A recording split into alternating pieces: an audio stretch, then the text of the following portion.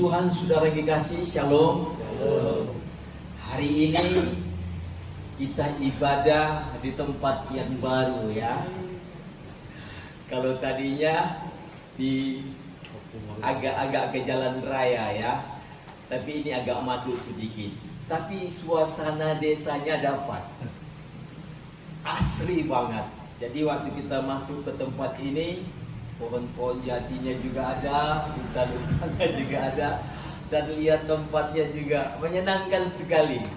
Ini satu ide yang luar biasa. Bagus, bagus Pak. Tinggal nanti semakin diperbaiki lagi. Kita bersyukur saudara yang dikasih,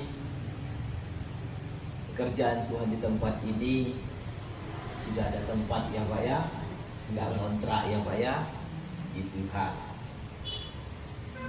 Baik saudara yang dikasih, terima kasih kepada hambanya di sini yang mempercayakan tugas pelayanan. Tuhan memberkati.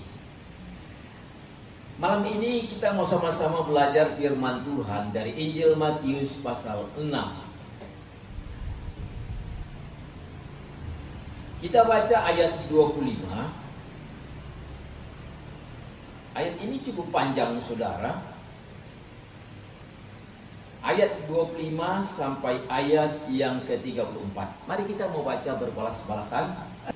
Firman Tuhan yang kita baca ini, kita mungkin sudah sering dengar ya. Jangan khawatir, jangan khawatir. Tapi nyatanya hidup kita ini sering khawatir.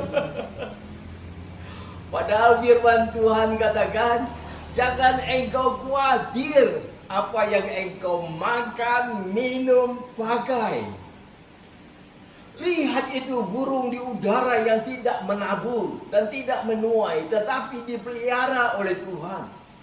Tuhan sudah kasih contoh yang sangat sederhana.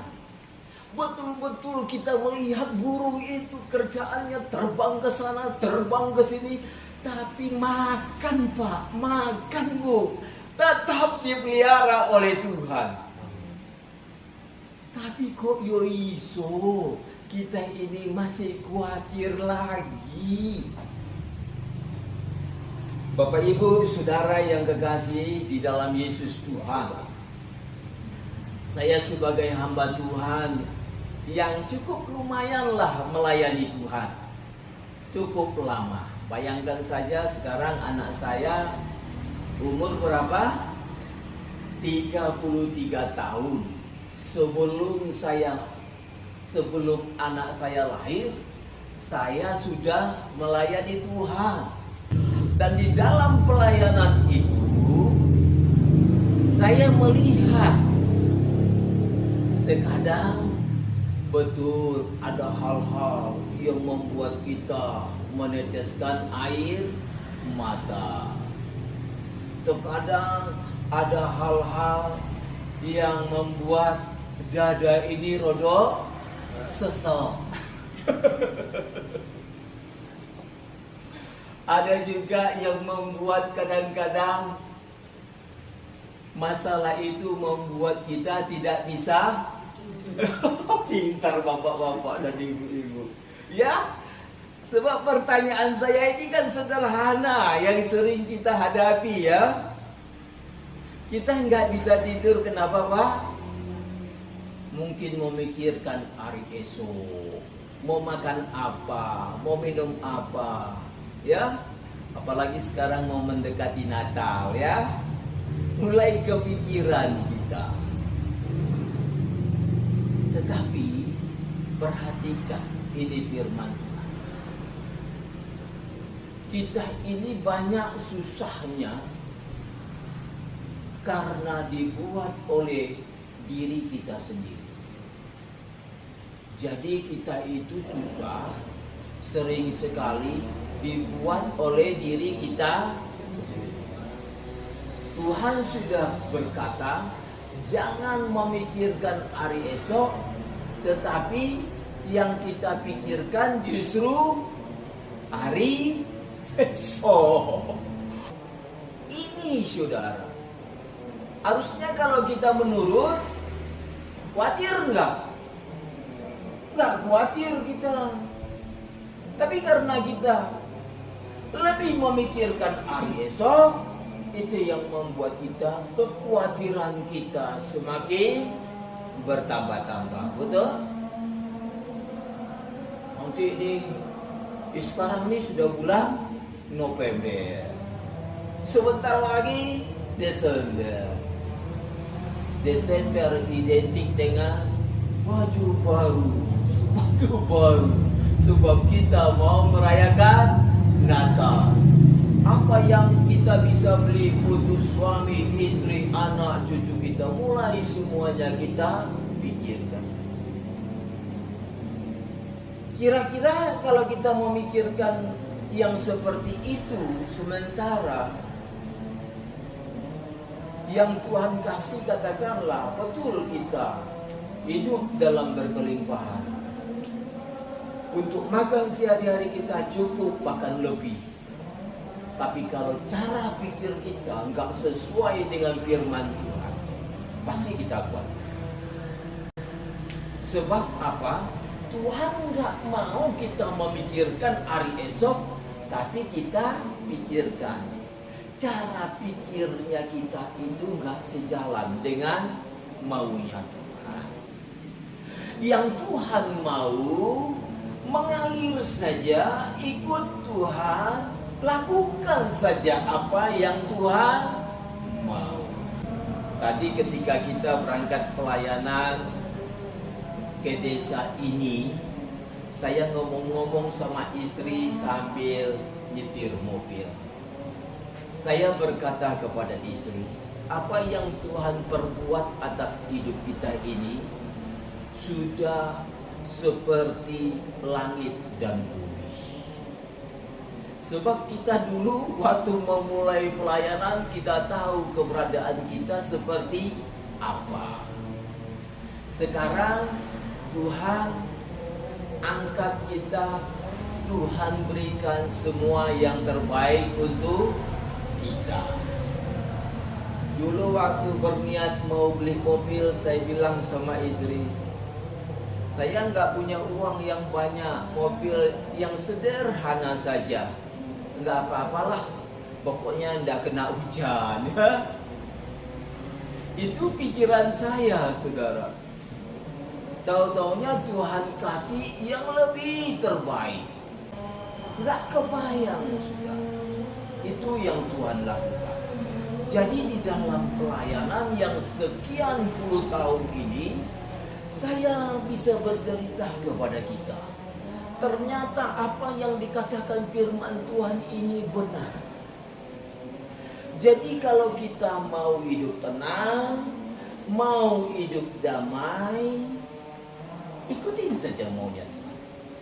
Mengalir saja.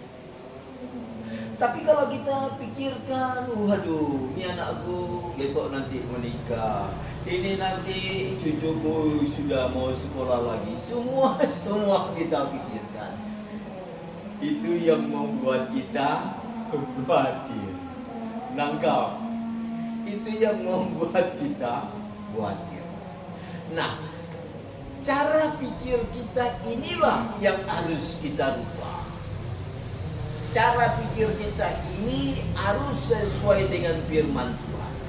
Selama cara pikir kita ini nggak sesuai dengan firman Tuhan, inilah yang membuat kita sering kali khawatir. Yang kedua, yang membuat kita sering khawatir, ketika firman Tuhan katakan, carilah dahulu kerajaan Allah, baru semuanya ditambahkan Tuhan. Rumah ditambahkan Tuhan, mobil ditambahkan Tuhan, tabungan ditambahkan Tuhan, ya. Semuanya ditambahkan oleh Tuhan. Tapi dengan syarat kita harus mencari Tuhan dulu. Kita harus mengutamakan Tuhan dulu. Betul? Tetapi yang kita lakukan sering sekali firman Tuhan ini dibalik, ya. Keinginannya yang lebih dulu. Tuhannya di nomor 2-kan. Maka itu yang membuat kita khawatir lagi, dak-dik-dik lagi. Siapa yang salah? Diri kita. Firman Tuhan katakan, dahulukan Tuhan, cari Tuhan. Datang kita dahulukan keinginan kita. Kita pikirkan keinginan kita. Akhirnya apa? Khawatir dia. Pak, Bu, jangan dibalik, ini firman Tuhan. Kalau ini dibalik firman Tuhan, ini yang memunculkan masalah. Ini yang membuat kekhawatiran kita bertambah. Ini firman Tuhan. Coba kita tempatkan kepada porsinya, supaya apa yang Tuhan mau ini terjadi dalam hidup kita. Untuk menjawab semua kekhawatiran kita itu ada 2 hal. Yang pertama, kita harus menempatkan Tuhan di atas segala-galanya. Utamakan Tuhan, cari Tuhan. Amin. Jadi kalau pas hari Minggu datang ibadah, terus dapat kerjaan, bilangnya apa? Aku ke gereja dulu. Betul? Jangan kita tawar-menawar lagi. Jangan kita berkata, gerejanya besok aja. Ini mumpung dapat kerjaan yang menghasilkan uang, kerja dulu, Tuhannya nomor 2. Jangan. Kalau itu yang kita lakukan, kita ini namanya mengorbankan Tuhan. Itu yang dikatakan kita ini menomor-2-kan Tuhan. Padahal Tuhan mau dia diutamakan. Cari Tuhan terlebih. Tadi kan istri saya sudah bersaksi ya, sekian lama kita melayani Tuhan, ya. Kita nggak pernah bayangkan loh saudara, bisa dikasih Tuhan tempat yang bagus, dikasih Tuhan makan yang enak, ya. Tidur dikasih Tuhan, kamar semuanya full AC. Kasih Tuhan mobil, dikasih Tuhan uang yang banyak, ya. Orang itu bingung loh lihat saya, saudara. Bingung. Kenapa saya bilang bingung? Saya ini kan kalau pelayanan di gereja yang besar, dikasih uang nggak mau. Sementara pelayanan ke desa, kita mengeluarkan uang. Pelayanan ke penjara, pelayanan ke panti asuhan, mengeluarkan uang. Tapi Bapak pendetanya masih bisa makan. Masih bisa nyekolahkan anak. Uang dari mana, saudara? Uang dari mana? Saya itu saudara yang dikasih, satu persatu keinginan saya itu dijadikan. Saya pernah melihat waktu saya diproses Tuhan dalam keuangan. Waktu itu anak saya masuk kuliah S1. Lagi sedang baris berbaris, saya lihat ada seorang calon mahasiswa pakai sepatu yang telapak sepatunya itu terbuka, saudara. Waktu saya lihat seperti itu, hati kecil saya begini, waduh, kalau saya ada duit, saya mau belikan dia. Tapi saat itu saya sedang diproses Tuhan dalam keuangan. Tapi Tuhan itu ngerti, saudara, apa yang saya pikirkan. Sekali waktu ada toko yang tutup. Dia berkata, Pak Pendeta, saya mau tutup. Sepatu-sepatu yang ada di toko ini, ambil saja semuanya. Bapak bagi-bagi semua sama. Itu caranya Tuhan, saudara. Nangkap gak? Hebat kan?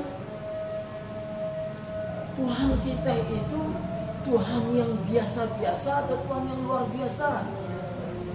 Iya.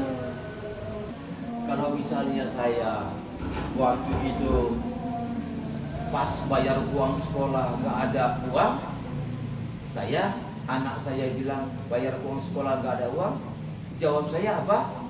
Doa. Bayar uang les Inggris gak ada uang, jawab saya doa. Saya nggak pernah berpikir, wow, ini sudah mendekati waktunya bayar uang sekolah, sudah mendekati waktunya bayar uang les Inggris. Nggak mikir saya. Saya cuma katakan begini, saya lewati semuanya, pokoknya saya hidup sesuai firman Tuhan. Jalan saja ikut Tuhan. Tinggal di rumah kontrakan lagi. Jadi sudah bayar uang sekolah anak, bayar uang kontrakan, terus gaji kita pendeta hanya 30 hari 1 bulan. Mikirkah saya? Enggak. Kalau mikir saya cepat tua. Kalau mikir saya stres saya. Bagaimana mau bayar kebutuhan sebanyak itu? Sementara gaji kita cuma 30 hari 1 bulan. Tetapi ketika kita berjalan dengan Tuhan, semuanya bisa kita lewati. Amin. Semuanya bisa diselesaikan. Saya kadang-kadang melihat Tuhan itu kagum-kagum saya semua. Serius. Sebab ketika kita berhadapan dengan orang yang di bawah kita, Tuhan itu bisa buat kita bisa beradaptasi. Tapi ketika kita berhadapan dengan orang yang lebih tinggi dari kita, Tuhan itu bisa mengangkat sedikit derajat kita. Sehingga kita ini tidak dipermalukan oleh Tuhan. Jangan lupa like, subscribe, tekan sekarang juga ya tombol merah.